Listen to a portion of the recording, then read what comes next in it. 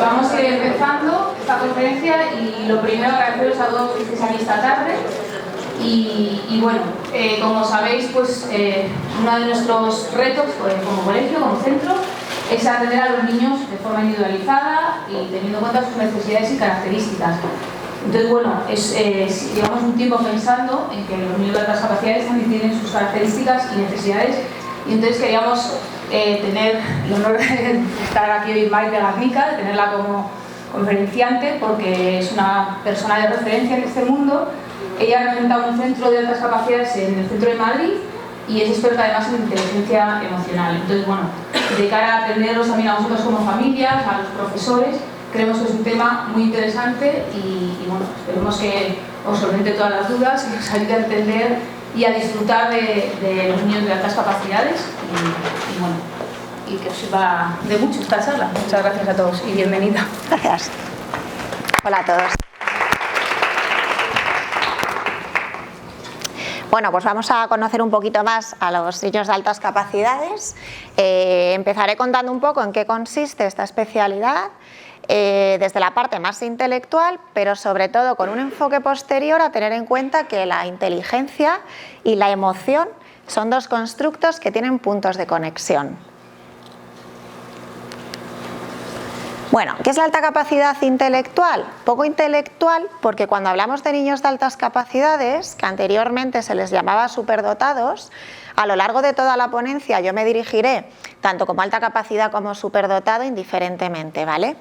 Tenemos que tener en cuenta que es una característica intelectual de la persona que marca una capacidad de aprendizaje y un razonamiento superior a la media, pero que además implica unas formas de pensar, de sentir, de entender el mundo y de relacionarse con los demás de forma diferente. Dentro de la alta capacidad hay diferentes conceptos y terminologías. El concepto que vemos aquí de superdotados son aquellos alumnos que presentan un rendimiento intelectual por encima de la media en una gama general de aptitudes, es decir, en tipos de inteligencia verbal, no verbal, visoespacial, en todas las escalas generales de la inteligencia. Estos pertenecen al ámbito de la alta capacidad. Hoy en día, desde la administración, cuando valoramos a un niño como alta capacidad, nos referimos a este perfil, pero luego hay otros conceptos relacionados que también hay que diferenciar. Hay niños que son talentos, son niños que presentan un potencial desarrollado o una habilidad específica en una de las escalas de la inteligencia, por ejemplo, un talento verbal, o un talento visoespacial, o un talento lógico. En una de las escalas se sitúan muy por encima y en el resto de ellas dentro del promedio. Hay veces que los niños no destacan en todas las escalas generales, pero en más de una sí. Serían como talentos complejos. Bueno, esto nos sirve más a los que nos dedicamos al diagnóstico a nivel técnico, pues ya tienen pues muchas cosas más específicas, ¿no?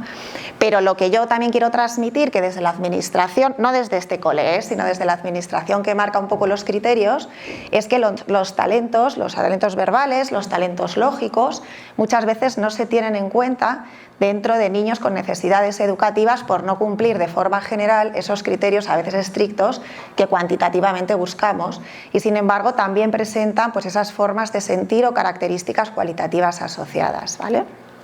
Luego tenemos niños que son precoces. Los niños precoces son niños que en los primeros años de vida se desarrollan muy rápido, pero que luego a una edad se igualan al ritmo de los demás. Esto suele ser en los primeros años de vida. Es decir, la precocidad a partir de cierta edad ya no se entiende, ya no se encuentra. Normalmente la vemos más manifestada en hitos evolutivos, pues cuando aprendió a andar, a hablar, etcétera, más que en las pruebas psicométricas que aplicamos de la inteligencia, que con 3 años nos den, por ejemplo, en un rango muy superior de 130 para arriba, y que luego con 6 años hayan bajado de repente a la media. Yo desde mi experiencia, y tenemos más de 2000 valoraciones hechas en mi centro, nunca nos hemos encontrado este caso porque hayan perdido de alguna forma esa capacidad. Pero sí que es verdad que de forma superficial vemos niños como muy avanzados en infantil o en hitos evolutivos de estos que os comento, que después al medirle la inteligencia pues no destacan tanto. Y luego tenemos niños prodigio. Perdonad que estoy moviendo el ratón y no sabía que se movía, pero bueno. Luego tenemos a los niños prodigio, que son a veces los que los medios de comunicación más difunden como el típico perfil de niño de alta capacidad. Es un niño que realiza una habilidad al nivel de un adulto. ¿Sabes? Niños que tocan el violín fenomenal, es decir, tienen un talento específico en una habilidad concreta que además ha sido desarrollada y por eso manifiestan todo esto. Hay veces que coincide que este alumno también presenta alta capacidad y otras veces no, ¿vale? Bueno, dentro de la alta capacidad, me voy a sentar a ratos porque como tengo el bebé que cada vez me pesa más, pues me cuesta a veces respirar un poco. Dentro de las teorías, dentro de la literatura científica que ha estudiado la alta capacidad o que determina criterios, tenemos varios autores. Yo al fin, esta conferencia no se centra tanto en la parte técnica del diagnóstico, con lo cual os he traído la teoría de los 3 anillos de Renzulli, que es un poco la que todavía utilizamos de base en las valoraciones de los alumnos con alta capacidad. Joseph Renzulli establece que para determinar a un niño con alta capacidad o a una persona, tienen que cumplir 3 áreas: una capacidad intelectual por encima de la media, un alto nivel de creatividad, que luego veremos un poco a qué nos referimos con creatividad, porque no quiere decir únicamente dibujar bien, y luego un alto rendimiento en la tarea, también con un matiz, en aquellas tareas que les interesa. No siempre lo escolar, lo rutinario, la obligación o lo repetitivo entra dentro de sus intereses y por eso no siempre podemos ver esta implicación en ese tipo de tarea. Bueno, cuando vamos a ver un poco... Ay, espera, a ver. Uy. Perdona que no sé a qué le he dado. ¿Para atrás quieres? Sí. En otro botoncito, de los dos que tienes en la otra. O si no, me pongo yo aquí. Y si no, desde aquí la hacemos. Es que creo que le he dado a ese. Ah, le has dado aquí. Al cuadrado, me parece. Ahí. Ah, vale, ahí, perfecto. En este. Vale. Bueno, ahora vamos a ver un poco a qué nos referimos con cada una de estas áreas de forma un poquito más concreta. Vamos a empezar por la parte de la capacidad intelectual, que al final no debe ser un aspecto único cuando valoramos a niños con alta capacidad, pero sí es un aspecto fundamental para poder entender y saber que todas esas características que podemos ver asociadas en sus formas de pensar y de sentir estén relacionadas con un origen o parte de su origen en su alta capacidad por estar por encima de la media y no con otros perfiles, aspectos o otro tipo de cuadros. ¿Cómo medimos la parte? ¿Cómo medimos o situamos la capacidad intelectual? Bueno, la forma tradicional de medir la inteligencia es situar al niño o al sujeto respecto a la población de su edad en una serie de percentiles, ¿no? Cuando utilizamos el cociente intelectual, utilizamos diferentes escalas. Esta es un poco la más extendida, es la escala Wechsler, que establece una media entre 90 y 110 aproximadamente, que establece a partir de 120 ya una inteligencia en un rango alto, es decir, ya significativamente los alumnos distan del promedio y como tal pueden requerir ya y puede ser idóneo que participen pues, en actividades por lo menos de primer nivel de alumnos inteligentes.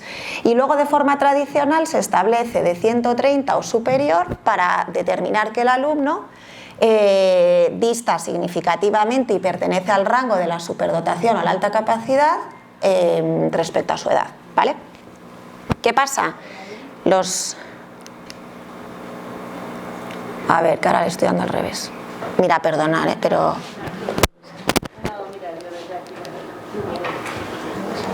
Es que creo que he cambiado la dirección. ¿Puede ser? Yo le voy dando si quieres aquí. Vamos a hacer una última prueba solo. Mira, es en este y en este. Ah, vale, vale. Cuando nosotros traducimos estas puntuaciones de CI a la campana de Gauss, lo que tenemos son puntuaciones en forma de percentil. Muchas veces se difunde la información de que la alta capacidad hay que medirla a través de percentiles, no dar tanta importancia al cociente intelectual, pero la realidad es que es lo mismo, es decir, un percentil equivale a un cociente intelectual X. Como veis, en la campana de Gauss tenemos una media que estaría entre 85 y 115, es la mayor parte de la población, y si nos vamos a la parte derecha de la campana, donde está la flecha, estarían las altas capacidades en torno a percentiles 95 o superiores para determinarlos como tal. Esto quiere decir que si nosotros juntamos a un grupo, por ejemplo, de 100 niños de 6 años, las altas capacidades tendrían que ser entre el 2-3%, si vamos a lo más estricto. La administración ahora se ha flexibilizado en la Comunidad de Madrid hasta percentiles 95, y si tuviéramos en cuenta los perfiles, como he dicho antes, de talentos, etcétera, nos podríamos abrir hasta el 10% de la población. ¿Qué quiere decir el 10% de la población? Quiere decir que si nosotros cogemos un centro educativo de 1.500 alumnos, pues podéis hacer el cálculo de cuántas altas capacidades reales hay entre el alumnado. ¿Cuántas hoy en día hay diagnosticadas de todas esas reales? En España, de los inscritos o bueno, escolarizados en etapa escolar, un 0,7% es la cifra que se está diagnosticando. Es decir, tenemos a una grandísima mayoría en las aulas sin saber quiénes son, unos con mejor suerte y otros con peor. Algunos nunca sabrán en su vida que tenían un potencial fuerte, y esto a veces es determinante para la vida escolar y para el futuro profesional de este niño, de esta persona. Tenemos un problema de detección fuerte, no en este cole, porque ya son estas iniciativas hacen que ese porcentaje del 0,7 pues no se cumpla, ¿no? Aquí se detectan muchos niños porque la sensibilización forma parte también de las altas capacidades, ¿no? La sensibilización de la comunidad educativa. Pero esta es la realidad un poco que vivimos en España en el resto de centros. Aquí ya he aprendido. Luego, la naturaleza marca la inteligencia como un continuo que va de menos a más. Es decir, la naturaleza no marca que es que en 130 el niño es de alta capacidad, en 128 no, en 120 bueno un poco, sino que es de forma natural. Pero bueno, los seres humanos necesitamos, y a nivel ciencia y a nivel administración, unos criterios para poder tener pues cierta aproximación de a partir de cuánto ya se considera significativo, ¿no? Es un tema un poco polémico para determinar alumnos con alta capacidad, tanto que depende de la comunidad autónoma. Todo este criterio del CI varía. Por ejemplo, en Andalucía, un niño es de alta capacidad con un CI de 120 o superior. Sin embargo, en Madrid hasta ahora hemos sido muy estrictos, bueno, yo no, la administración que lo marca, de 130 o superior. Ahora nos hemos flexibilizado al percentil 95, que es 125. Pero es un poco para que veáis pues la polémica que hay cuando queremos dar recursos a niños con alta capacidad, ¿no? Ya desde el diagnóstico pues tenemos pues algunas dificultades. Tradicionalmente, como he dicho antes, se establecía el 130 superior, ahora ya nos hemos flexibilizado. Las pruebas que se aplican de inteligencia tienen que ser estandarizadas, es decir, hay un grupo de pruebas que determina, en general, la Sociedad Americana de Pruebas de Inteligencia, que establecen con una muestra de sujetos suficiente como para que sean fiables, ¿vale? Y luego los criterios pueden variar ligeramente con el tiempo por este tema de las administraciones y las leyes educativas. Bueno, hemos dicho que otra de las áreas que tenía que cumplir también el alumno de alta capacidad es un alto nivel de creatividad. Lo que nos ha pasado aquí también durante mucho tiempo es que se consideraba esta creatividad como artística únicamente, pues si dibujaban o pintaban bien. La creatividad artística es un tipo de creatividad que desde luego cuenta, pero es un tipo. El alumno de alta capacidad, bueno, tiene que cumplir el criterio de presentar creatividad en alguno de sus tipos o en alguno de los aspectos que implica este concepto. ¿Qué es la creatividad? Bueno, para empezar, la creatividad es un constructo de la persona todavía en investigación. Es verdad que en los últimos años se ha generado mucha más literatura acerca de este concepto, pero todavía queda mucho más pues, por concretar, porque es algo muy abstracto, ¿no? Se han sacado en el mercado pruebas de creatividad para ver percentiles creativos en el alumnado o en la persona, pero tenemos que ver siempre un poquito más allá de un dato cuantitativo respecto a este constructo, bueno, pues por falta todavía de investigación, ¿no? Bueno, un autor que yo no sé nombrar, la verdad, después de tantos años, estudió además la influencia del contexto social sobre el potencial creativo. Es decir, la creatividad que muestran los niños o los alumnos también depende en gran medida del ambiente tanto escolar o familiar, que de alguna manera favorezca el desarrollo de la creatividad o que de alguna manera sin querer lo esté frenando o limitando, ¿vale? Se mide a través de pruebas estandarizadas de las que hemos comentado antes, que se han elaborado en el mercado, pues un poco así con esta necesidad, y luego también se puede valorar a través del análisis de elaboraciones propias de niños que muestran la creatividad, bueno, pues con cosas, por ejemplo, literarias, pintura, obras, etcétera, que se puede también tomar como factor determinante. Cuando hablamos de creatividad, supongo que esta actividad la conoceréis mucho, habla de una forma de pensar diferente. Este es el tipo de creatividad que nos interesa, más allá de si dibujan o no bien, porque además los niños chicos de alta capacidad muchas veces de forma común justamente dibujar o pintar, rellenar sin salirse no es lo que mejor se les da, y no por eso no son de alta capacidad, sino una forma de pensar distinta. Lo podéis intentar hacer en 2 segundillos, aunque os voy a dar la respuesta para que no os frustréis y a ver quién lo adivina, ¿no? Bueno, aquí dice que unamos los 9 puntos únicamente con 4 líneas rectas sin levantar el lápiz del papel y pasando única vez por cada uno de los puntos. El pensamiento convergente, que sería uno pues más lineal, menos creativo, o la dinámica que tenemos de seguir instrucciones y enunciados, hace que estemos intentándolo todo el rato dentro de la unión de los 9 puntos, los puntos reales que hay dibujados, ¿no? Lo que habla la creatividad es, vamos a utilizar ese pensamiento divergente, el que se sale un poco del esquema o de la literalidad, ¿no? Os lo doy ya la respuesta. Esta sería la solución. Nos hemos salido de lo que se llama, bueno, la caja justo de los 9 puntos, que a lo mejor a algunos os había ocurrido, pero a muchos seguro que no. Pero a partir de esta actividad, ya cuando tengáis algo parecido, intentaréis ver las cosas de otra manera más divergente, ¿no? Aquí se ha utilizado un pensamiento que se sale de lo más común o de la dinámica normal y frecuente que tenemos para ejecutar. ¿Qué variables entonces forman la creatividad? Las variables que nos interesa analizar para ver si un niño la presenta es que tenga fluidez de ideas, es decir, qué número de ideas se te ocurren acerca de un tema o una cuestión, que tenga flexibilidad de esas ideas, es decir, todas esas ideas que se me han ocurrido, por ejemplo, sobre un dibujo, ¿a qué categoría pertenecen? ¿A qué tipo de ideas, digamos, pueden pertenecer? Cuantas más es que tengo más flexibilidad.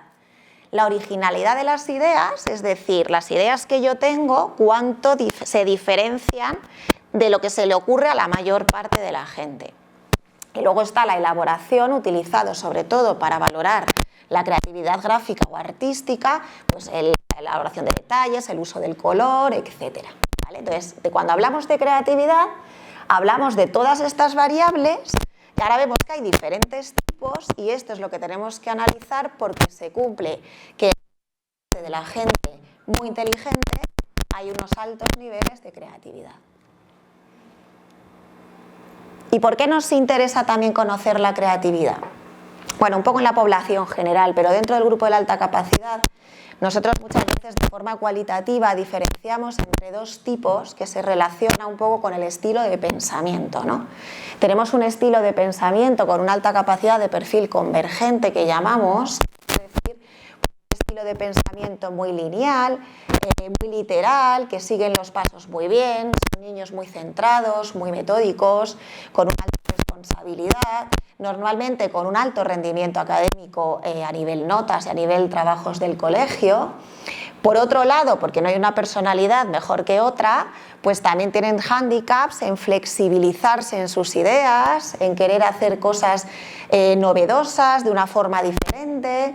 Y luego tenemos otro perfil que es el divergente, sería, lo podemos decir, el creativo, que por un lado tiene pues todas las aportaciones de poder ver las cosas de diferente manera, de para solucionar un problema ver diferentes alternativas que además pertenecen como a diferentes campos distintos, una relación y conexión de las ideas muy rica y muy avanzada, pero por otro lado como hándicaps pues son niños muchas veces muy dispersos que desconectan de la realidad en su mundo por meterse en su mundo interior de ideas donde están hiperentretenidos, que muchas veces pueden manifestar incluso rasgos de TDA o de déficit de atención, pues porque están muy abstraídos en sus cosas y desconectando del estímulo que deberían o de la clase que deberían en ese momento estar atendiendo.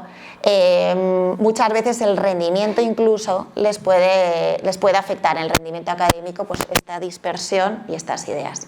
Los dos perfiles no es uno mejor que otro, pero cada uno tiene sus fortalezas y a mí no me gusta decir defectos por mi profesión, sino sus objetivos a mejorar o a saber gestionar.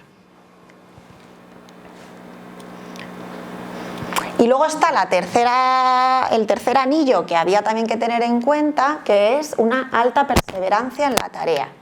Bueno, lo primero que repito otra vez es que esa tarea no siempre se puede ver en la parte académica, ¿no? Muchas veces cuando valoramos a niños dentro de los centros, preguntamos mucho al profesor si presenta perseverancia o interés por la tarea. Y entonces los profes, lo que veis, si hay aquí profes, es si lo presenta en el trabajo académico, que es el que hacemos en clase, ¿no? Pero tenemos que tener muy en cuenta la opinión de las familias en este aspecto, porque esta perseverancia se tiene que manifestar en aquello que les despierta interés, en aquello que forma parte de sus inquietudes.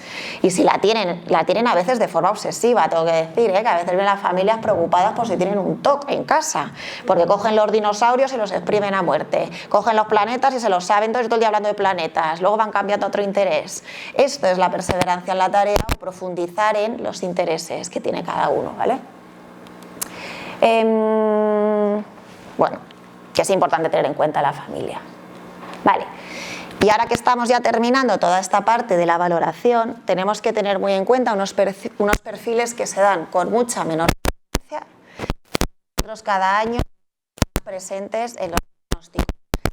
Perfiles que llaman de doble excepcionalidad, quiere decir la presencia de dos circunstancias en el mismo sujeto o en la misma persona, ¿no? De forma muy rigurosa hablaríamos de dos patologías, dos trastornos. La alta capacidad no es un trastorno ni es una patología, es una característica de la persona, pero la asociamos también en este término porque explica muy bien cómo hay algunos niños que pueden tener alta capacidad intelectual y en paralelo pueden tener dificultades del aprendizaje específicas como dislexia, discalculia, disgrafía, disortografía, pueden tener además TDAH, trastorno por déficit de atención con hiperactividad, pueden tener trastorno obsesivo compulsivo, o sea, TOC, o pueden tener TEAs, también tenemos muchos perfiles con esta doble excepcionalidad, o cualquier otro cuadro que se puede dar en toda la población.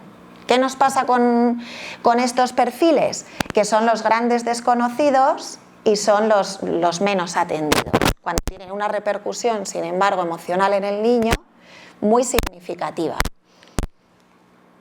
Las implicaciones en estos perfiles de doble excepcionalidad es que al no conocer el perfil completo condiciona al final el bienestar del niño, porque muchas veces no llegan a una valoración de alta capacidad porque lo que si estamos viendo es que al niño le cuesta aprender a leer, pues probablemente lo último que nos vamos a pensar es que este niño tiene alta capacidad, pero sin embargo, paralelamente a que le cuesta aprender a leer, tiene unos razonamientos súper originales, creativos, relación de ideas, una comprensión y madurez hacia el mundo muy avanzada, una sensibilidad intensa. Bueno, luego vamos a ver todas las características cualitativas, ¿no? Entonces, este niño, por ejemplo, pues puede necesitar perfectamente responder a sus necesidades por alta capacidad a la par que también pongo los apoyos que necesite para la tarea específica que es la lectura, ¿no? Entonces muchas veces al no estar detectados, la idea que se está haciendo el niño, que es muy inteligente y por eso tenemos que tener en cuenta que tienen un elevadísimo grado de consciencia, es que probablemente no tiene capacidad para el aprendizaje, cuando realmente tiene mucha más que la media, ¿no? Y esto es lo que puede generar grandes dificultades o problemas en la autoestima y en el futuro de este crío.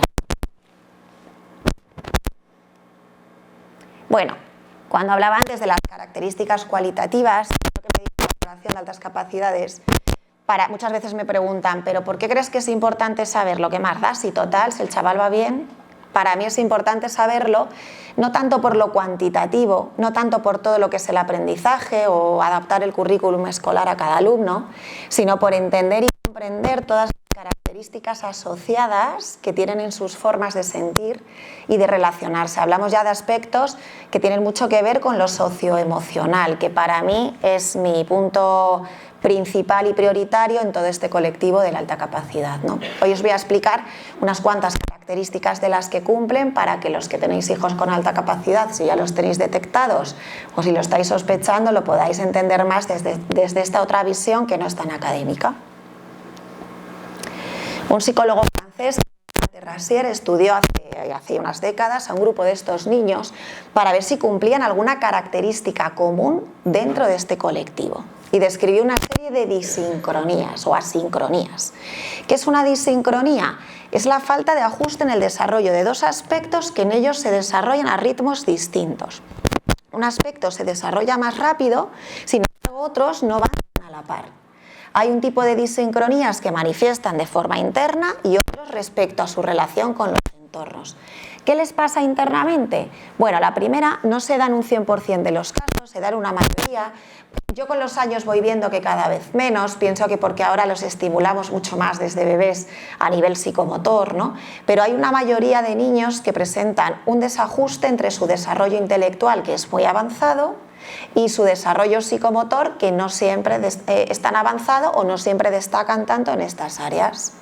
A veces se cumple en la motricidad gruesa, bueno, pues siendo un poco más torpones para el deporte. No es una incapacidad, es que les cuesta un poco más. Claro, como tienen baja tolerancia a la frustración, en lo que no se les da tan bien, practican menos también cuando perciben que es lo suyo, con lo cual todo esto hace, si practican, se esfuerzan y dan el tiempo y la evolución psicomotriz adecuada, van al mismo nivel que el resto y luego incluso pueden destacar si se esfuerzan.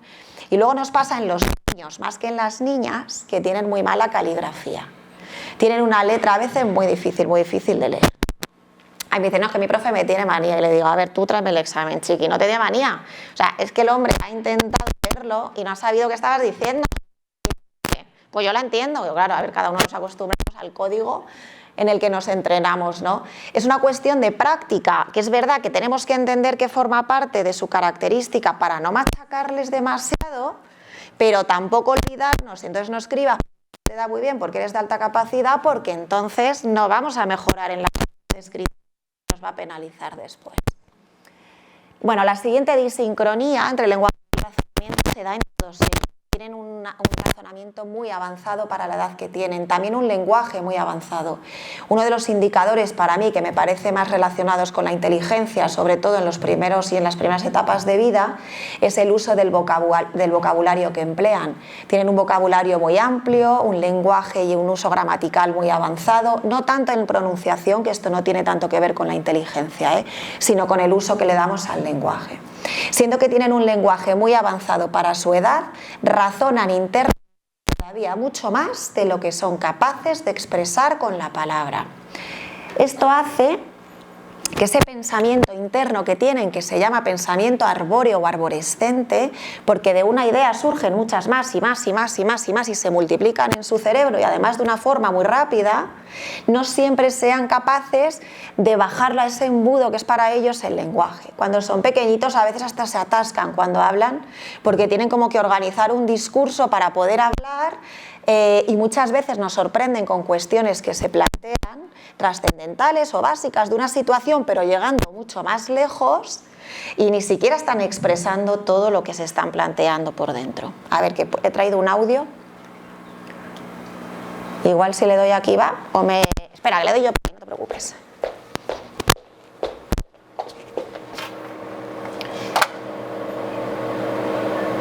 Bueno, es un niño pequeño para que veáis. Es un ejemplo básico, pero para que veáis dónde llega su pensamiento. ¿Pero por qué no te gusta el fútbol? Porque tienes que dar a la pelota y es muy probable de que tú te puedas chocar, caerte al suelo, te hagas heridas o te puedas romper un hueso. Entonces a mí lo que me pasa es que me da miedo. Pero entonces en el recreo, ¿con quién juegas? Con un amigo mío que le gusta mucho jugar conmigo, no siempre juega al fútbol, así que siempre que no juega al fútbol jugamos con los juguetes. ¿Cuántos años tienes? 6.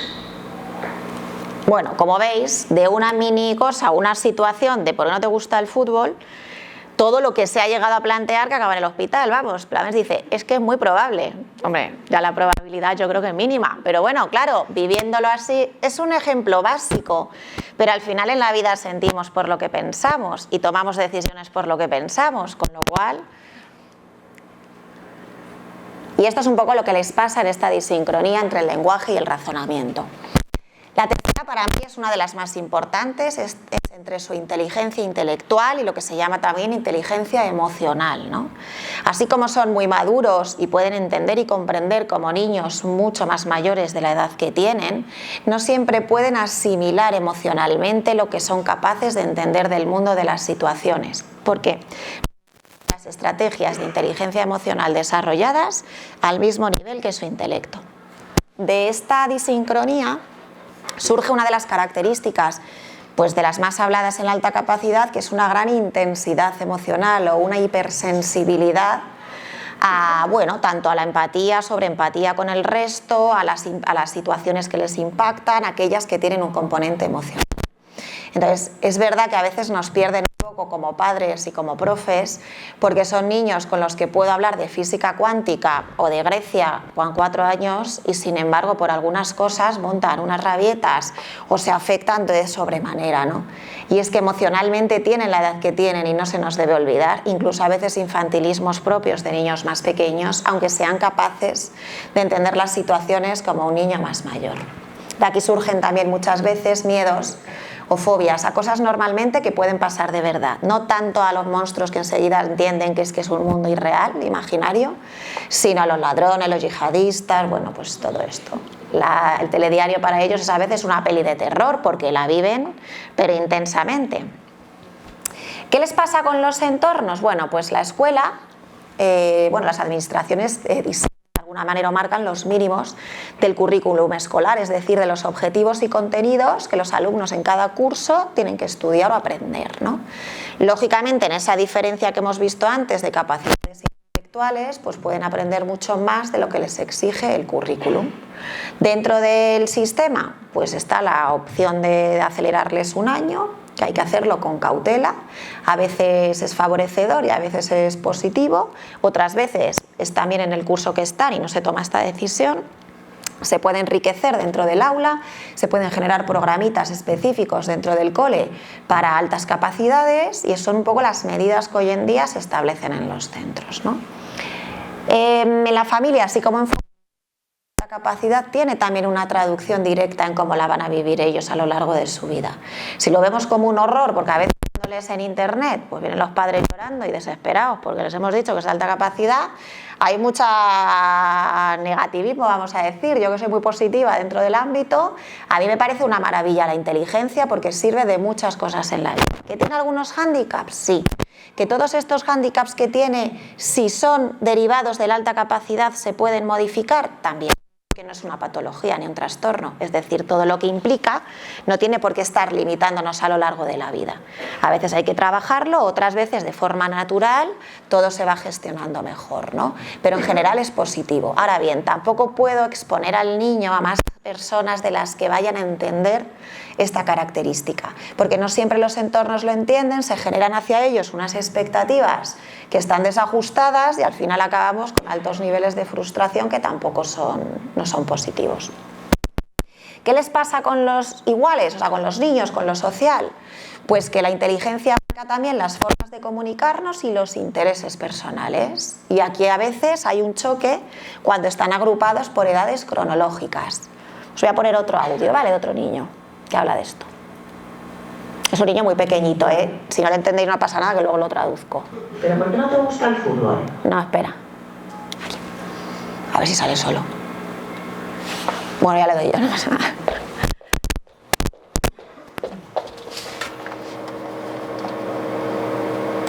Mi amigo Juan quiere hacer tata en un Chicago y yo quiero ver el hueso, el cuerpo humano y el cuerpo y también el cerebro. ¿Y cuántos años tienes? 3. Bueno, es un ejemplo así básico, pero habla de cómo su amigo Juan quiere hacer tarta de escupitajos, para el que no lo quiera. Ahora ya he entendido, ¿eh? Y él quiere estar pues hablando y aprendiendo del cuerpo humano, del cerebro y de todas estas cosas. ¿Qué pasa ante esta diferencia de intereses? Que tenemos que sea de una forma más individualista y tenemos grandes dificultades sociales. Tenemos un gran grupo que se va adaptando y no tienen dificultad nunca, y luego tenemos otro grupito pues que está a la defensiva contra el mundo por sentirse incomprendido, y tenemos más problemas de conducta con este colectivo, ¿no? Mi amigo. Ay, perdón, Luego hay otras características también asociadas pues, a la alta capacidad, como que son muy exigentes y perfeccionistas en lo que se proponen hacer y les interesa, que en lo que no pueden ser un desastre auténtico, porque les da igual. Pero en lo que les interesa y se proponen suele haber altos niveles de perfeccionismo y baja tolerancia a la frustración ante el error. Es decir, cuando se equivocan, cuando algo no como esperaban hacerlo, etc. Que tienen gran perseverancia, que son ingeniosos, algunos de ellos duermen poco, no necesitan tantas horas para dormir en el día, pero luego están cansados para ver si están durmiendo todo lo que necesitan o es que no necesitan dormir más, ¿no? Muchas veces tienen inquietud que se traduce de forma en movimiento psicomotor no canalizada o no bien gestionada, que se puede traducir en excesivo movimiento o inquietud, que a veces pues pueden molestar un poquito en clase, otras veces la controlan más. Se plantean cuestiones trascendentales como Dios, la religión, a edades más tempranas, y cuando son más mayores de forma más profunda, como cualitativamente diferente a la mayoría de los niños que están en la media. Y luego tienen un gran sentido de la justicia, lo justo, lo injusto. No significa que ellos no sean justos, que a veces, pero le dan mucho sentido a la injusticia que viven en otros o en ellos mismos.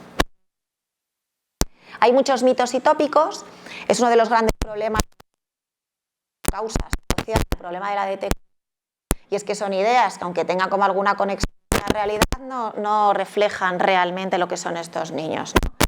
Durante un tiempo se ha creído que eran de clase media alta o de bajas capacidades, pero la muestra de forma natural se establece como especie humana, no tanto a la clase social a la que pertenezcas. Que los recursos luego serán diferentes para atenderles, pues seguro, eso seguro, pero que la presencia de alta capacidad está en todos los entornos, incluso entre los urbanos y los rurales, también tenemos en todos altas capacidades, así es.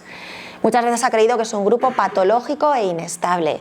Una persona o un niño de alta capacidad puede presentar patologías y trastornos en la misma medida que lo puede presentar la población media, ¿vale?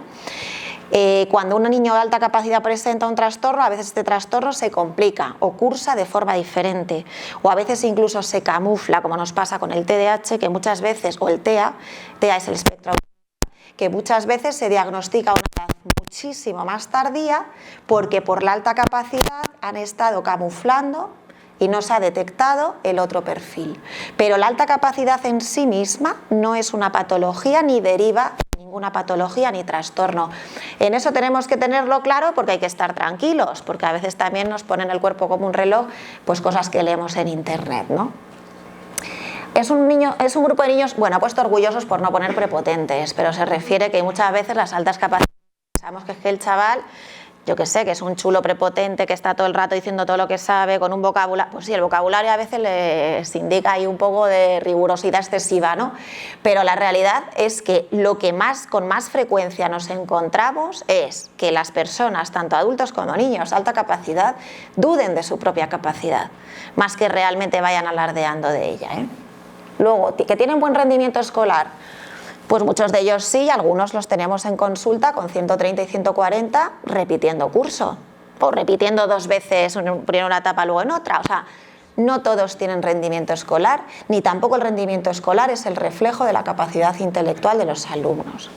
Se piensa muchas veces que es un grupo pues solitario. Yo he escuchado muchas veces de colegas de profesión o de educadores decirme, no es de alta capacidad porque fíjate que es muy inteligente, pero es que tiene amigos.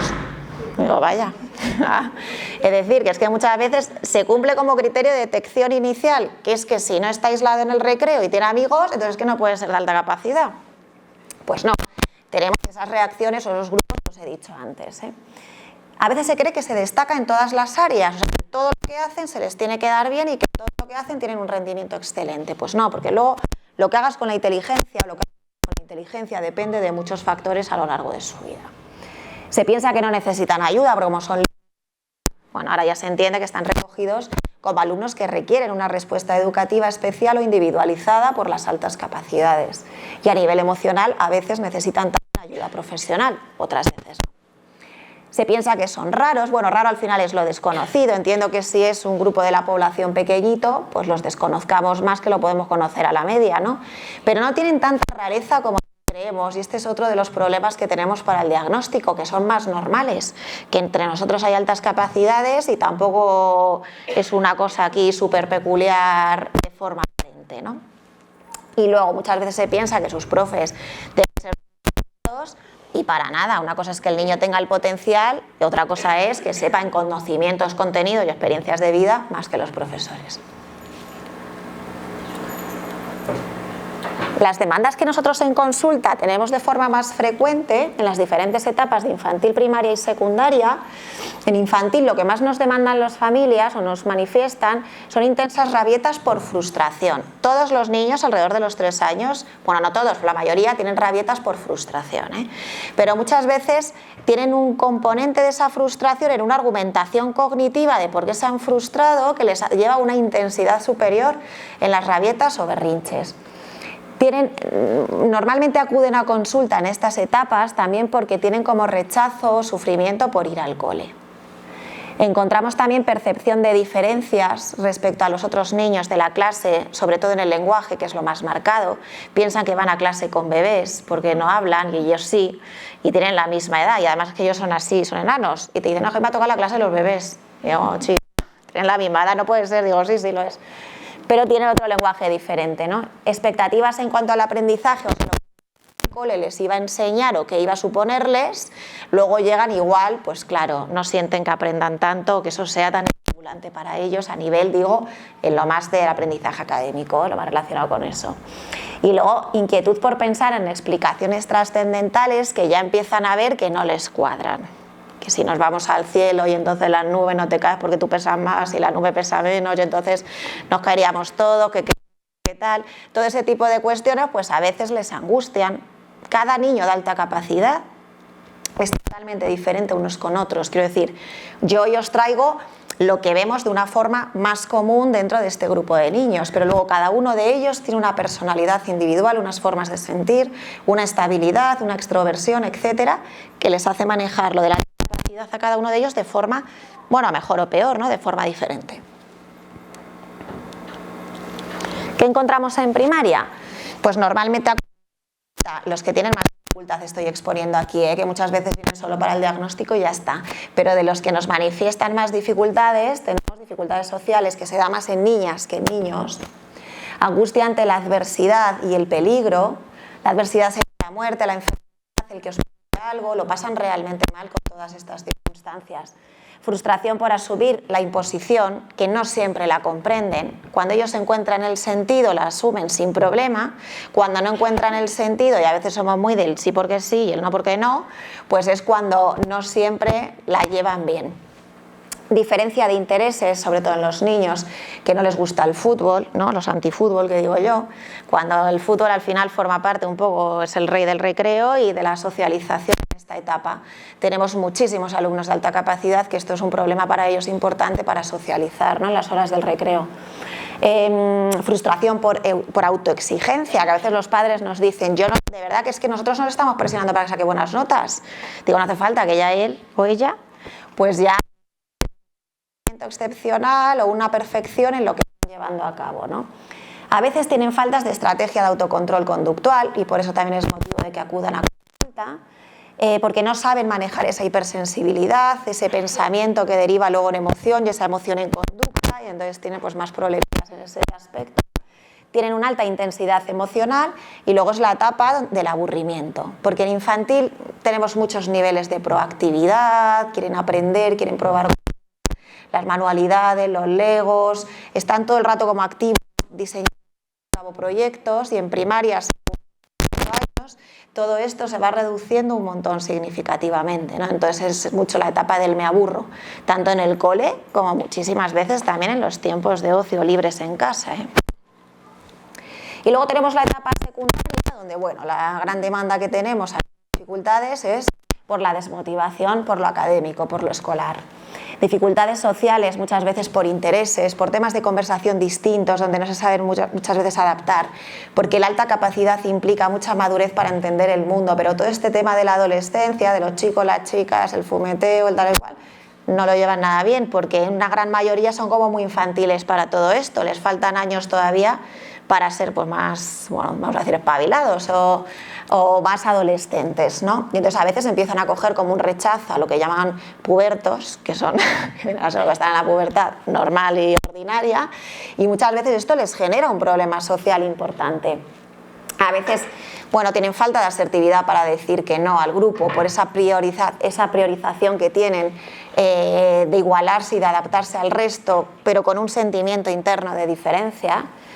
Tienen falta de asertividad para defender ideas o injusticias, desde la asertividad quiere decir de forma normalizada, sin callarse, sin entrar en conflicto.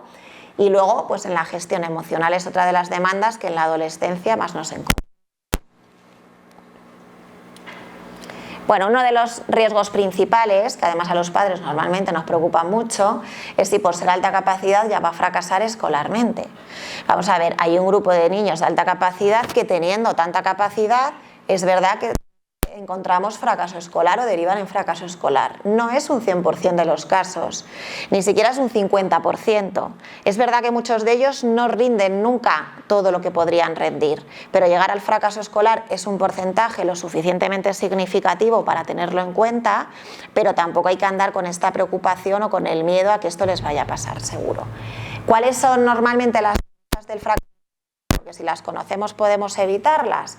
Pues la falta de detección, es que el alumno es altamente inteligente, faltas de hábito de estudio o técnicas de trabajo intelectual que no han necesitado nunca, y entonces cuando las necesitan allá por segundo, tercero o cuarto de la ESO, no saben ni cómo ni cuándo ponerse a estudiar, y a lo poco que hacen, que les parece que han hecho un mundo, tampoco obtienen el resultado directamente, porque las cosas no siempre son tan fáciles, y entonces empiezan a dudar de su capacidad o de su capacidad de concentración, y aquí es la pescadilla que se muerde la cola, ¿no? Un autoconcepto desajustado, baja autoestima, es decir, ese efecto Pigmalión en el que tal y como yo me enfoco a la tarea, lo que yo pienso de mi capacidad sobre la tarea es un poco también lo que puedo después que obtengo a nivel resultados, ¿no? Pues que esto sea negativo, desconexión por aburrimiento, muchas veces en clase van desconectando, entonces han perdido, tienen lagunas de lo básico, porque al principio atendían y en la repetición se desconectan y ya había otro concepto nuevo, otro contenido nuevo que no estoy atendiendo, que me lo he perdido y no me doy cuenta. Y cuando ya me voy a poner por el examen de mates, tengo un montón de lagunas acumuladas que no sé tampoco ni identificar cuáles son, que me empieza a penalizar en el resultado, ¿no? Es como una cadena. Y luego en la adolescencia se prioriza la pertenencia al grupo, todos, chicos y chicas, lo vemos tal vez más en las chicas, que bueno, abandonan un poco el tema de lo académico porque lo que más les interesa es pertenecer al grupo social y no siempre pues ser la inteligente o la que saca las buenas notas o el inteligente es como lo más popular, con lo cual lo dejan ahí apartado a un ladillo para no destacar en ese sentido. Bueno, tenemos muchas características y ahora me voy a centrar más en lo que es la emocional. El cerebro y el corazón se unen, tienen conexión. Son dos constructos de la persona, una nos hace pensar y otra sentir, pero no están aislados en parcelas y tabicados por el medio, sino que sentimos por lo que pensamos y los pensamientos es importante gestionarlos cuando queremos gestionar las emociones. La inteligencia intelectual, hablamos de esa capacidad de aprendizaje, de comprensión, de relación de conceptos, y en la inteligencia emocional, de esa capacidad que tenemos para gestionarnos a nosotros mismos y en nuestra relación con los demás. Cuando hablamos de inteligencia emocional tenemos que tener en cuenta que se enseña, se aprende, se modifica, se mejora, se gestiona. Antes era algo abstracto que no sabíamos cómo afrontar directamente y hoy en día ya está todo de una forma más establecida para poder aprender a mejorarlo. Es decir, el yo soy así y así me he quedado, pues ya no vale. Ya podemos hacernos responsables. Y a los niños desde pequeñitos lo podemos enseñar. Entonces yo soy muy partidaria de que la atención a la alta capacidad no se limite solo a esa parte académica o curricular, sino que le demos un gran peso y gran importancia a todo el desarrollo de habilidades socioemocionales. Cuando nosotros valoramos o diagnosticamos adultos en consulta de alta capacidad, ¿Cuál es un poco la diferencia entre unos y otros si todos los que han sido diagnosticados son muy inteligentes? Pues la medida en la que han desarrollado sus habilidades personales con ellos y sociales con los demás. Esto les ha dado para alcanzar mayor bienestar, entendido, bueno, como la autorrealización, etcétera, ¿no? Dentro de la inteligencia emocional, para verlo más concreto, dividimos entre habilidades interpersonales, es decir, con nosotros mismos, el autoconocimiento, la identificación y expresión emocional, la gestión de estas emociones y la automotivación. Y las que tienen que ver con lo social, la empatía, la asertividad y la gestión de conflictos. El autoconocimiento, que viene a ser la capacidad de conocerse a uno mismo, dentro del ámbito de la alta capacidad, lo que tiene sentido y prioridad es que es importante que cada uno nos comprendamos de dónde estamos situados en diferentes áreas de nuestra vida, ¿no? Y es importante que el niño de alta capacidad, dependiendo de la edad, con o sin la etiqueta tal cual, pero sí por lo menos como poco el concepto y lo que implica, entiendan que tienen una capacidad de aprendizaje elevada y lo que a nivel socioemocional todo esto puede implicar. Porque esto evita muchas veces después riesgos emocionales. Y dentro del autoconocimiento tenemos que ver las partes positivas y los objetivos a mejorar. ¿Qué es importante saber de la alta capacidad? Yo a los niños no siempre les damos la etiqueta de eres de alta capacidad porque depende de otros aspectos, factores, etcétera, tanto del niño como de las familias, pero sí somos partidarios de explicarles en su medida, en su lenguaje ajustado, todas estas disincronías o por lo menos lo que ellos manifiesten específicamente, porque se entienden mucho más y muchas veces, sobre todo en las dificultades en la adolescencia, hay un clic que va dirigido hacia una mejora de su bienestar, el comprender por qué les puede venir todo eso, ¿eh? Bueno, todas las características que hemos visto antes también está bien explicárselas, y luego tenemos la identificación y la expresión de las emociones, que viene a ser capaces de identificar lo que sentimos y de hacer una comunicación de las mismas, bueno, pues de forma normalizada, que no viene a ser contárselo a todo el mundo, todo lo que me pasa y mi preocupación, pero sí decidir personas, momentos, lugares donde yo tengo una expresión de la emoción. Los niños necesitan muchas veces aprender vocabulario emocional. Nosotros cuando hacemos cursos para padres, una de las actividades es escribe todas las emociones que utilizas y que sepas, y rara vez nos ponen más de 10, 10 es el aventajado. Y tenemos emociones o sentimientos o estados de ánimo, todo el ser humano que podríamos utilizar, ¿no? Pero queremos que tengan mucha comunicación, nos cuenten todo y con un vocabulario muy preciso emocional, pero nosotros muchas veces tampoco sabemos, ¿no? Entonces nos falta desarrollar también toda esta parte. La alta capacidad se juzga mucho internamente, ¿no? Tanto por sentir emociones como por expresarlas y por el juicio que piensan que el otro puede estar en esa expresión emocional, tanto de los padres, los profes, lo social, etcétera. Tenemos un grupo que tiene una expresión más espontánea, más desinhibida, más natural, que a veces les falta moderación, que muchas veces tenemos que intervenir con ellos para enseñarles a gestionar qué hacer a nivel conductual, que tienen desbordante y esta alta intensidad emocional, que por otro lado favorece que como te cuentan todo lo que les preocupa, no guardan nada para ellos, pues bueno, les puedes ayudar a razonar y a relativizar, ¿no? Y luego tenemos otro grupo que es mucho más moderado, más comedido, más prudente, mucho más inhibido, que nunca manifiestan conductualmente dificultades, pero que sin embargo sufren internamente muchísimo porque magnifican todas sus preocupaciones, que muchas veces son muchas, porque cuanta más inteligencia, pues muchas veces más preocupaciones porque nada más nos planteamos de la vida, ¿no? Y que nos lo ponen más difícil pues para ayudar a gestionar todo esto. Pero ambos grupos, tanto el que lo expresa mucho como el que no lo expresa, sienten intensamente. Esto es lo importante de entender. Bueno, luego en la gestión emocional, ¿qué hago con todas esas emociones que identifico, que expreso o no expreso, pero qué hago con ellas para sentirme mejor? Ya os he dicho, la patología mental, la superdotación, esto es importante, no implica tampoco ninguna de ellas, sino ese desajuste entre el desarrollo intelectual y el emocional que os he explicado antes, que deriva en una capacidad emocional, y muchas veces encontramos en consulta, no ya en el día, sino en los diferentes profesionales que nos dedicamos, altos niveles de sensitividad o sensorialidad, es decir, uno o varios de los 5 sentidos como hiperdesarrollados, que puede ser el ruido, el olfato, etcétera, que a veces les genera como malestar, ¿no? O les condiciona. Todavía faltan estudios rigurosos que lo comprueben con muestra de control, o sea, todavía habría que hacer, pero es algo que se encuentra de forma muy frecuente dentro de este grupo. ¿Qué dificultades específicas encontramos en la gestión emocional de la alta capacidad? La hipersensibilidad, la baja tolerancia a la frustración, el preocuparse de forma interna, los miedos realistas y la falta de control ante las injusticias, ¿no? Bueno, este esquema es el que a mí me parece importante. Es un esquema general, es decir, todas esta cadena o este proceso, pero encontramos aquí las peculiaridades también de la alta capacidad, ¿no? Yo le pongo una E, le ponemos una E a un estímulo, una realidad, algo que ocurre, desencadena en nosotros pensamientos. Esos pensamientos son los que refuerzan lo que siento. Y luego está la conducta, que es lo que hago, digo, pues con todo lo que me ha pasado, pienso y siento, ¿no? ¿Qué pasa? Que claro, decimos que la alta capacidad tiene un pensamiento arborescente, avanzado, interrelacionado y complejo. Si decimos que refuerza la emoción, pues lógicamente esta emoción ya por una inteligencia elevada es más intensa de lo que a priori estaría relacionado con el estímulo, ¿no?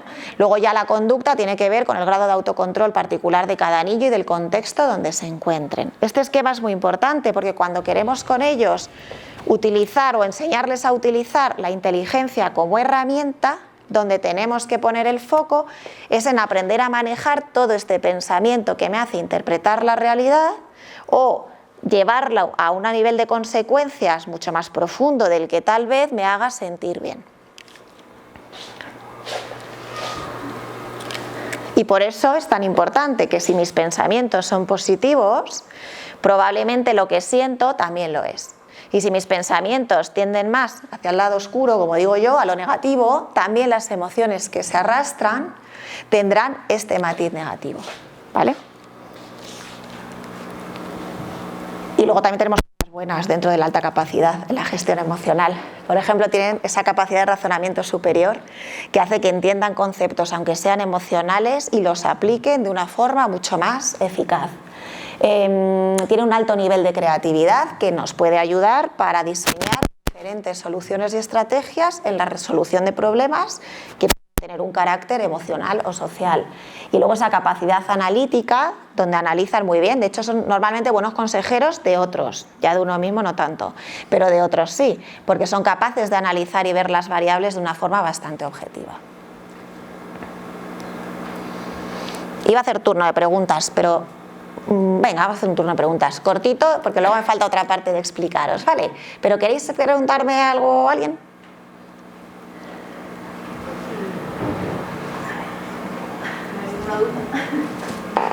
¿Me explico muy bien o muy mal? No lo sé. Bueno, no sé si tenéis otro, pero...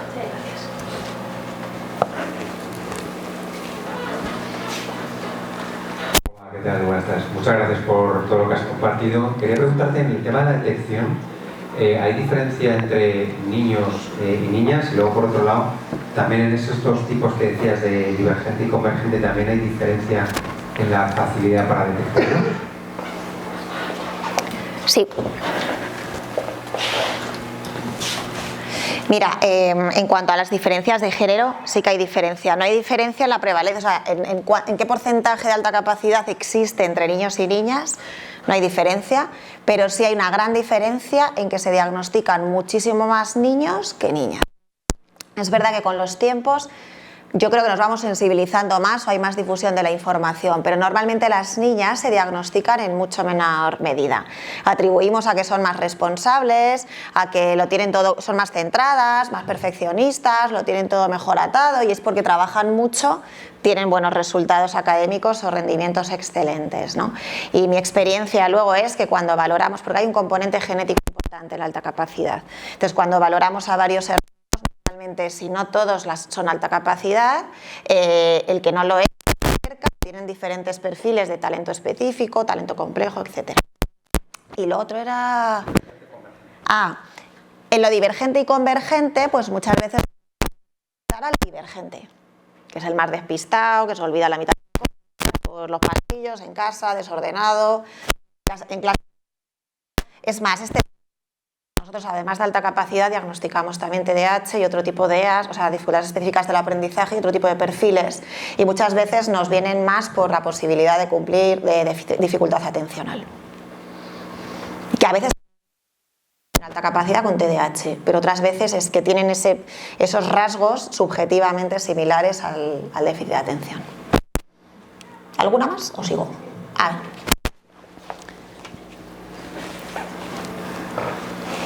Sí, muy buenas tardes y muchas gracias por la exposición.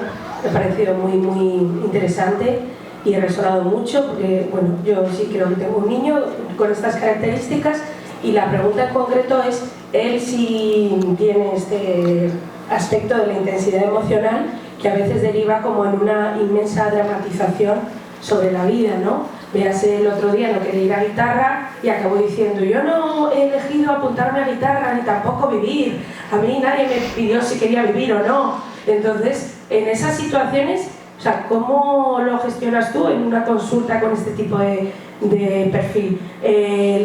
¿Resuenas y dices, yo entiendo lo duro que es para ti, o lo relativizas? Porque yo a veces no sé cómo hacerlo, porque intento y la liamos. Y no le estoy escuchando ni le entiendo, entonces ahí se generan unas situaciones muy complicadas, pero esto es el pan nuestro de cada día para mí. Entonces, bueno, muchas gracias. A ver, yo en un día en una sesión tampoco hago milagros, ¿eh? Pero vamos a ver, hay que equilibrar entre validar la emoción, es decir, yo entiendo que te frustres, entiendo que te dé pereza y que la pereza te está desencadenando de pensamiento por el lado oscuro, como yo digo, ¿no? Pero yo no le conozco a tu hijo, entonces tendríamos que ver su perfil individual, que es un estudio que siempre, vamos, dentro de los colegios, pero fuera de los colegios hay que hacer ese estudio individual de personalidad para ver cómo se le puede ayudar realmente, ¿no? Pero tenemos desde casa también que saber equilibrar la atención que le damos a los momentos de drama, porque los momentos de drama son suben y bajan, porque la emoción es así. Entonces nuestra atención que le demos en todo ese proceso, y depende de la edad, que tampoco sé cuántos años tiene, ¿no? Pero 9. Todavía está en esa edad en la que la atención le da igual por tu parte positiva que negativa, que es lo que quieres, no ir a no sé qué era, a gritar. Y a veces lo consigue, con lo cual ya lo tenemos todo, pero bueno, tampoco vamos aquí a criticar, ¿no?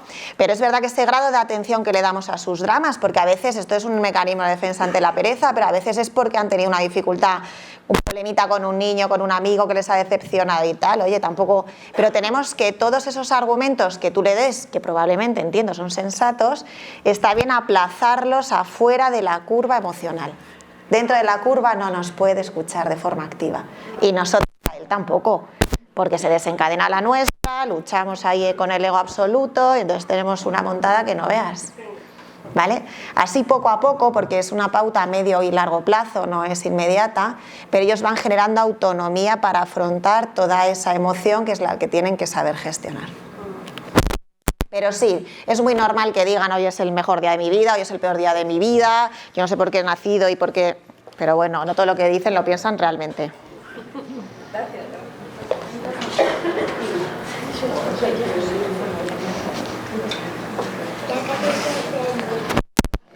Muchas gracias por las posibilidades, son súper interesantes. Mi duda es, o sea, esta gente que pues tiene esa capacidad de pensamiento arbóreo y que entonces detecta muchísimos riesgos en la vida, que le supone muchísimas preocupaciones y todo esto, ¿cuál es la estrategia para que al final no lo sufran tanto? Porque al final, o sea, entiendo que tienen esas preocupaciones y emocionalmente tan intensa porque son capaces de entender cosas que no entienden los demás.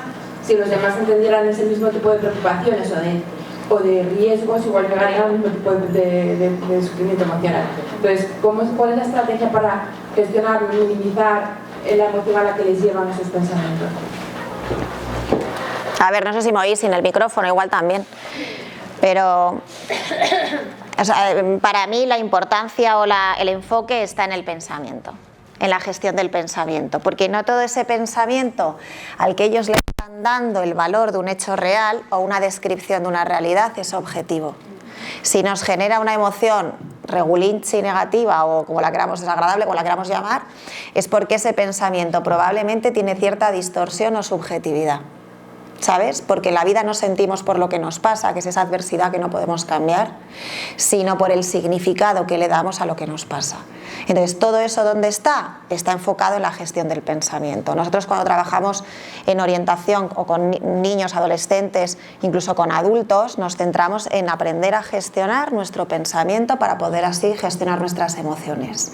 Es decir, la intensidad emocional está reforzada por el pensamiento, por lo que pensamos. Perdona, cuando hablas de pensamiento, ¿incluyes la creencia? Sí, sobre todo la creencia. Claro. Porque si el pensamiento es una descripción de me he equivocado, esto no me hace sentir mal. Lo que me hace sentir mal es decir, soy tonto, no valgo, ya no voy a poder hacer la suma bien nunca. Esta es la que nos hace sentir. Os voy a explicar 2 cositas más y luego os dejo un poquito más de preguntas y ya, pues si no, no va a dar tiempo. Porque esto seguro como padres os interesa. Otra de las habilidades de la gestión interna es la automotivación. ¿Qué es la automotivación? La capacidad para motivarnos a nosotros mismos para desempeñar algo, ¿no? Hay 2 tipos de motivación. La extrínseca, que es cuando lo que nos hace actuar está fuera de nosotros, y la intrínseca, que es la que está internamente. La extrínseca está bien y la utilizamos incluso en educación muchas veces como inicio, pero la verdadera, la que no caduca, es la interna, en la que yo en mí mismo encuentro los motivos para pasar a la acción. ¿Qué nos pasa, que encontramos con mucha frecuencia en en todo el mundo, pero en las mentes muy capaces también? Una creencia que es muy limitante, y es que si algo me motiva, entonces me esfuerzo. Si el profe me motiva, voy a estudiar. No estudio porque el profe no me motiva. Si el piano me gusta, entonces me esforzaré. El piano ya no me gusta, entonces ya no me esfuerzo. Y la realidad es que la verdadera automotivación solo viene a través de haber realizado el esfuerzo. Es decir, lo que ellos llaman motivación es, en algo que me despierta interés, o un profe que me lo pone todo como muy dinámico y entonces llama mi atención. O incluso puede ser una tarea a la que estoy obligado, ¿no? Una obligación. Solo a través de realizar el esfuerzo en eso es como llego a conocer la automotivación. ¿Qué pasa con las altas capacidades? Que muchas veces no han necesitado hacer el esfuerzo nunca, ni para obtener notables ni sobresalientes durante un montón de cursos escolares. Con lo cual, ni siquiera conocen esa sensación a la que se tienen que dirigir para poder generar acción y motivación, ¿vale? Yo siempre pongo el ejemplo de cuando son pequeñitos y dicen, mamá, me gusta el piano, me motiva un montón el piano. Ahí vamos, todo, le ponemos el profe particular, el piano, todo. Y entonces empiezan, y como también la música tiene un componente cognitivo, pues los que son muy... A veces hay parte de la música que se les da bien, ¿no? Entonces el profe dice, una maravilla, cómo aprende, qué esponja, qué tal. Y entonces le dice, mira, tú ahora tienes que practicar 10 minutos al día. Y a las 2 semanas él dice, mira, el piano ya no me motiva, mejor ayudo, ¿sabes? Y la madre, bueno, pues nada, ¿qué hago? ¿Le obligo? ¿No le obligo? Solo si conocen el esfuerzo, y el esfuerzo implica lo repetitivo y lo rutinario en pequeñas dosis. ¿Por qué? Porque a través del esfuerzo conozco la verdadera autorrealización, la satisfacción personal, supero pequeños baches de frustración ante el error, etc. Y esto es lo que como ser humano nos llama a poder generar un motor de acción otra vez que no tenga la motivación.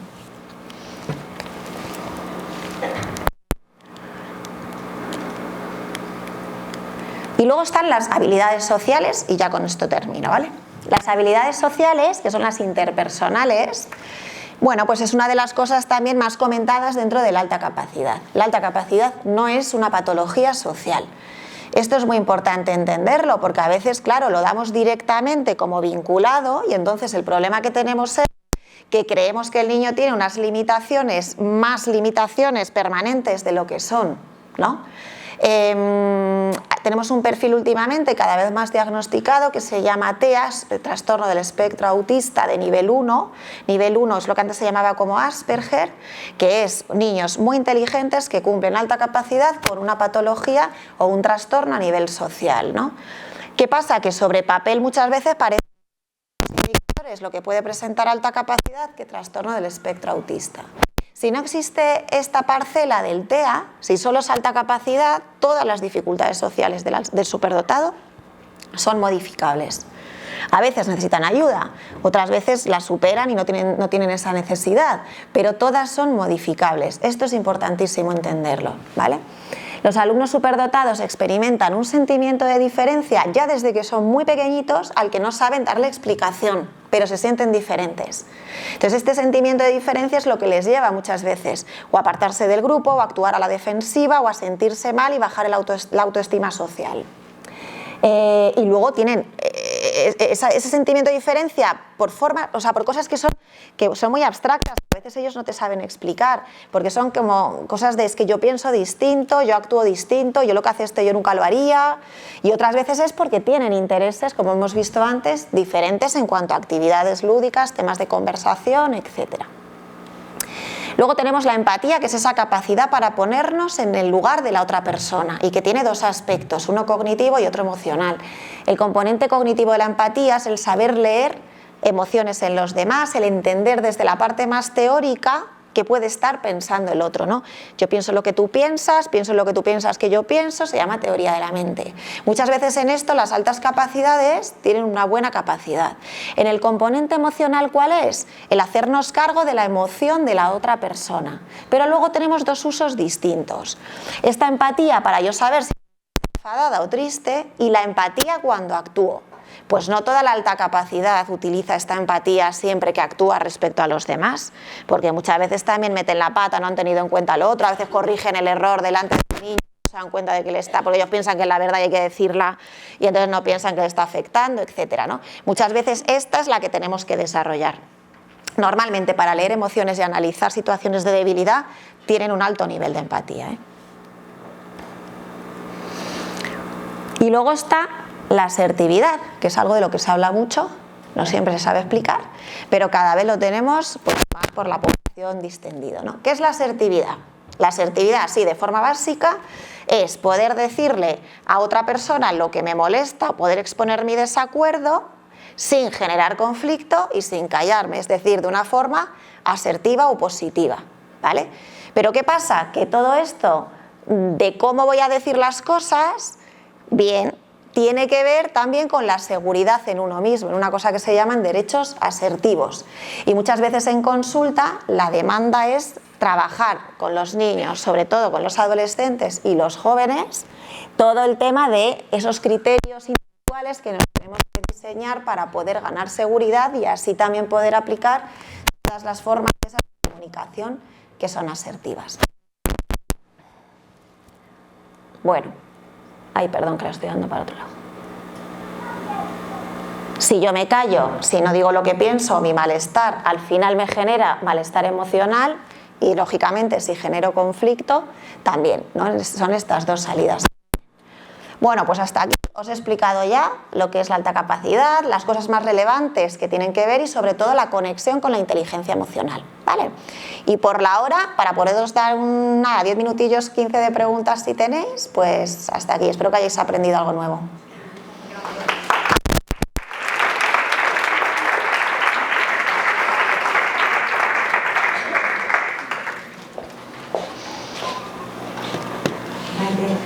Muchas gracias. Yo te quería preguntar, entonces, estos niños que no necesitan esforzarse en clase, ¿es bueno que vayan a una extraescolar como piano, como guitarra, como flamenco, una niña que se le dé peor que a sus amigas de flamenco, para que tengan que esforzarse, aunque ellas digan que no quieren ir? A ver, yo soy bastante partidaria de dar el empujón, la verdad. Sobre todo de empujar un poquito. Sobre todo cuando veo que en realidad el piano sí le gusta, lo que no le gusta es esforzarse. Si me dices lo del flamenco, es un poco más peligroso porque le estamos poniendo en un punto de comparación respecto a un grupo que lo mismo es que yo soy la peor y la mujer está machacada, entonces tampoco es plan de traumatizarla, ¿no? Pero es verdad que en todas estas extraescolares, yo lo digo mucho a las familias, digo los coles, porque el sistema en sí mismo educativo que tenemos tiene sus limitaciones. Entonces los coles pueden hacer cosas, pero el papel que tenemos en la familia para desarrollar la cultura del esfuerzo es fundamental. Es fundamental. Entonces en extraescolares que requieran algo de esfuerzo y que no sea como un machaque, no lo vamos a medir por la batalla, porque la batalla es diaria. pero que si vemos un machaque emocional en el niño, no. Pero si es solo por esa pereza, que qué rollo, que qué tal, yo soy partidaria de... Hombre, y por la pereza de que van con niños que no conocen, igual, ¿no? Que tengan que hacer el esfuerzo de socializar fuera de su clase, que es como su ámbito de confort. Sí, pero ahí tenemos que ver la personalidad individual de cada niño, ¿sabes? O sea, si es una cuestión de esfuerzo mental, sí, porque es muy aséptico para lo emocional. Pero si es un tema de que tiene una dificultad social significativa, tendríamos que ver bien a qué les estamos exponiendo a cada uno, porque no vaya a jugar el papel en contra, ¿sabes? O sea, desde luego no haciendo nada, peor. Dejándole en casa, peor, ¿eh? Y con alumnos que vemos, pues eso, que es que están por encima de la media, ¿no? En primaria. Claro, ¿qué haces para que aprendan a esforzarse? Voy a subir los objetivos curriculares. Si no son del curso posterior, porque para mí eso al final se llama ampliación vertical, ¿no? Eso genera luego un problema mayor, y es que yo soy la profe de mates de cuarto y le enseño lo de quinto. Pero igual luego la de quinto no le enseña lo de sexto y ya se sabe lo de quinto, entonces genera un aburrimiento posterior, ¿no? Sino de forma horizontal, enriqueciendo y profundizando sobre los contenidos de ese curso que se están dando, o utilizando la creatividad, espacios creativos en el aula, que aquí yo sé que tienen, enigmas matemáticos si es las matemáticas, dentro del nivel que ellos conozcan, ¿sabes? Pero para que ellos se esfuercen, nosotros les tenemos que dar metas. Es que si no es muy difícil, ¿sabes? Que el niño de 9 años que ya va sobrado en todo diga, venga, me voy a forzar más.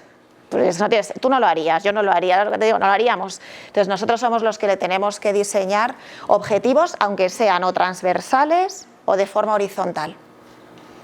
Nada. ¿Alguna preguntita más? Una pregunta, la digo en alto. ¿Hay algún tipo de estudio de la relación de este tipo de niños con las nuevas tecnologías que tenga un mayor impacto o menos, o no? No hay nada al respecto. No sé si habrá, o sea, alguno significativo que me suene a mí, no, ¿sabes? O sea, les estimulan igual que al resto. No, o sea, te diría... Yo siento que, pero esto es mi teoría personal, que se estimulan más con cualquier tipo de... Hombre, la hipersensorialidad de la que hablábamos antes hace que al tener más desarrollados uno de los 5 estímulos o varios, o sea, de los sentidos, puedan tener esta atracción mayor, pero también lo encontramos a veces en población media. Lo que yo veo en la alta capacidad es que muchas veces, para no hacer el esfuerzo de socializar que me supone, pues me retiro en determinadas edades, me retiro al tema de la tecnología, los amigos virtuales, donde encuentran allí, porque es verdad que yo, a ver, es un poco así dicho por experiencia y ya está, no es una conclusión muy por encima, pero es verdad que tenemos muchos niños que son buenísimos en los videojuegos, algunos compiten y tal, y pienso que la alta capacidad les aporta una habilidad especial para todo esto, y esto por un lado es positivo y por otro lado corremos el riesgo de que muchas veces tienen muchas dificultades sociales y emocionales por ello. ¿Alguna más? Ah, mira ahí. A ver, dímela, a ver si yo te oigo. Sí, dímela. Vale, con respecto al tema de la estimulación, ¿de qué manera valorarías el hecho de adelantar un curso al niño? O sea, ¿cuáles serían la manera en la que lo valorarías? Y luego, ¿cómo le acompañarías en ese proceso en caso de hacerlo? Vamos a ver, la aceleración, yo en este sentido soy partidaria a medias, quiero decir, en algunos casos sí y en otros no. Hay profesionales que dicen sistemáticamente, ¿no? Para mí, lo más importante es lo socioemocional. Entonces, si la aceleración va a tener un peso positivo en este sentido, ya nos lo podemos empezar a plantear. Si el niño está bien en lo socioemocional y a nivel curricular tampoco le genera malestar, igual no veo tanto sentido. Tenemos muchas veces en cuenta como aspectos favorecedores el mes de nacimiento, porque tenemos niños de diciembre que si los aceleramos, no van a ser un año más pequeños, van a ser 2, ¿no?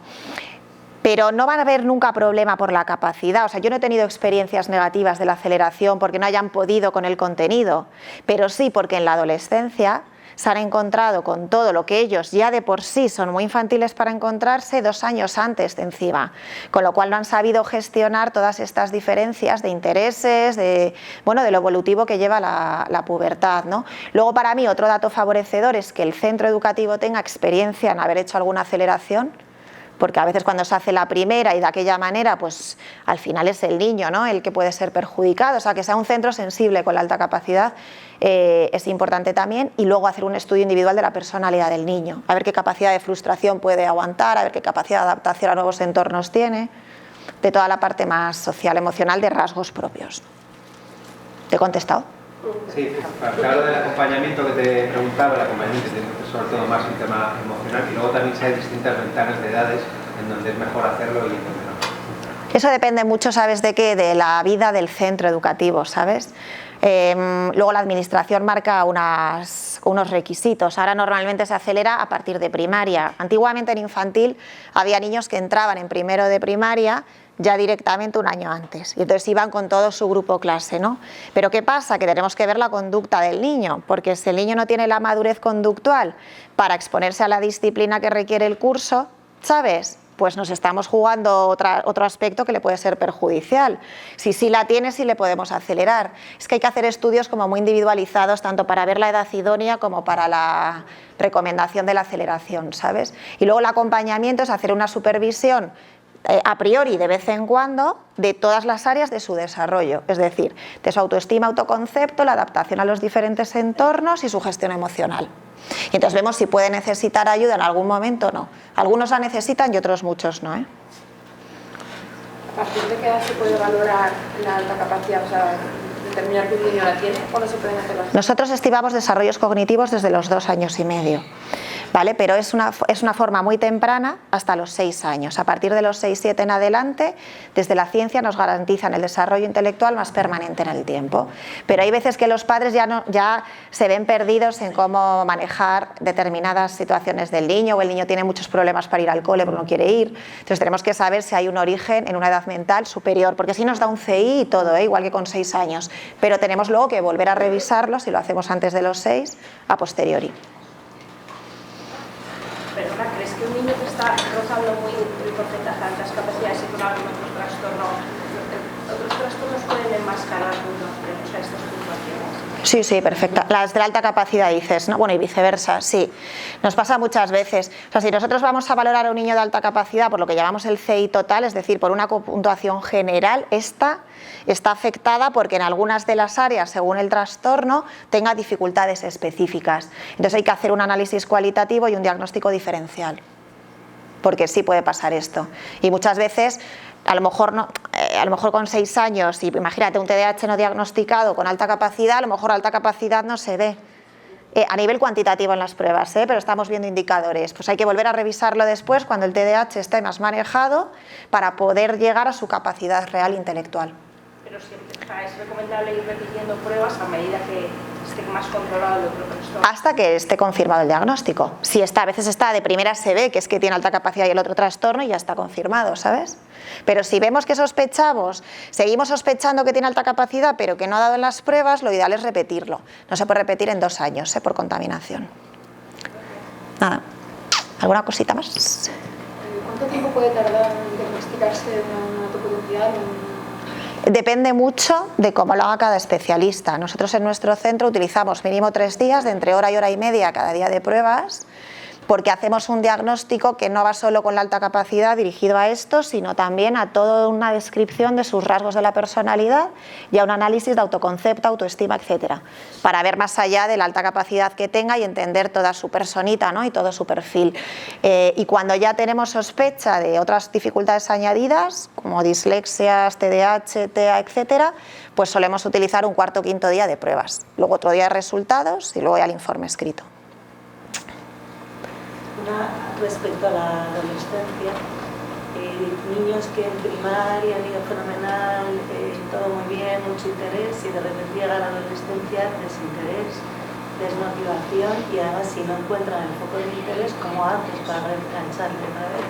Porque veo como una incoherencia entre perseverancia en la tarea si hay gran interés, pero claro, si no hay ese interés, no va a haber ese esfuerzo, si no entienden que ese esfuerzo genera interés, Claro, es que la adolescencia, sí, totalmente, es que la adolescencia les hace reducir de forma significativa, no a las altas capacidades, a todos, todos esos intereses e inquietudes y proactividad que tienen cuando son más pequeñitos. Hay un papel familiar importante que vaya progresivamente manteniendo, aunque sean cambiando los intereses hacia otra dirección, pero que nos preocupemos por empujarles un poco a la proactividad, aunque sean intereses diferentes, porque muchas veces de forma natural por ellos se tiran al sofá o con la música en la cama y se están 8 horas y de ahí no se mueven. Entonces tenemos ese problema, que es que ya no perseveran porque nada en un sentido les interesa, ¿no? Todo esto es un papel muy importante de las familias, como en la distribución, y hay que pararse a reflexionar sobre los tiempos de ocio y tiempos libres y qué hacemos con ellos. Nos pasa también mucho con las actividades dirigidas. Las actividades extraescolares están bien, pero son actividades dirigidas. Es decir, ellos van a una clase y hay un profesor que les está dirigiendo todo el rato.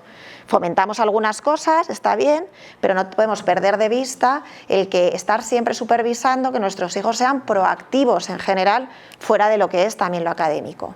Y muchas veces es que tenemos en la sociedad como, tú con que estudies me vale, ¿sabes? Y esto es una cosa un poco regulinchi, porque además de estudiar está bien tener otras inquietudes, alicientes.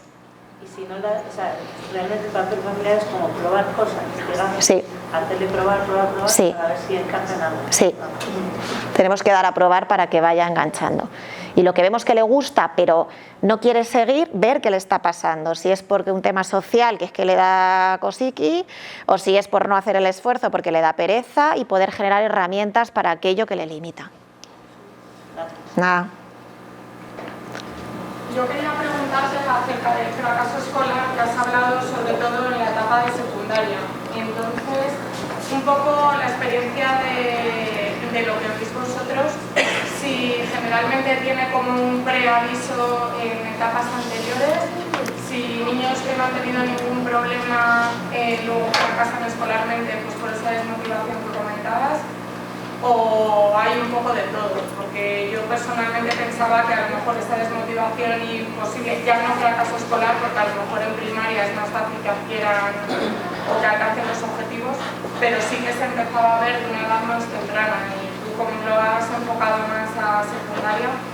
Sí, porque el fracaso como tal, de verdad manifiesto, lo solemos tener en secundaria principalmente, ¿sabes? Tenemos un poco de todo y además es un aspecto muy difícil de detectar.